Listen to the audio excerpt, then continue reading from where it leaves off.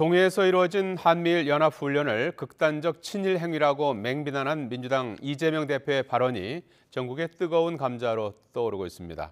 북한의 잇따른 도발에 대한 대응 방식을 두고도 여야의 시각차는 첨예합니다. 박규환 기자입니다.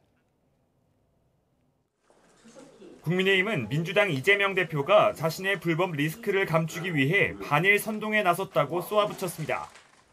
문재인 정부 당시 대일 갈등 상황과 비교하며 공세 수위를 높였습니다. 없던 외교 실패를 만들고 때마다 반일 선동을 해도 이 대표의 어떤 의혹도 덮을 수 없습니다. 이 대표의 반일 선동은 죽창가 시즌2입니다.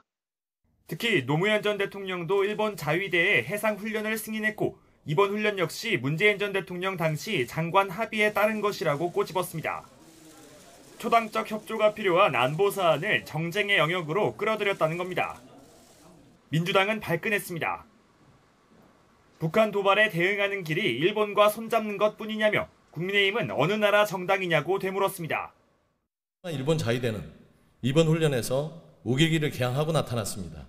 그런 일본 함대를 보고도 일본 편만 드는 모습에서 도대체 어느 나라 정당인지 묻고 싶습니다. 물론 한일 관계는 개선돼야 하지만 성과만 쫓아 일본에 끌려다녀서는 안 된다는 경고도 빼놓지 않았습니다.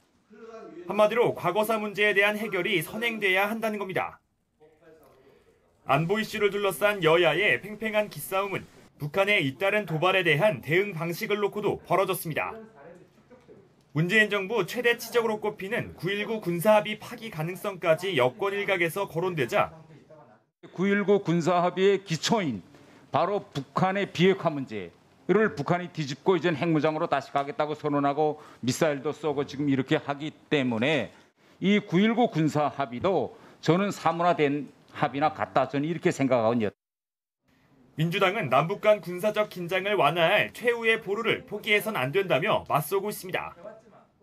9.19 군사 합의는 우리 완충지대를 설정함으로써 우발적 충돌을 막을 수 있는 마지막 방어기벽입니다.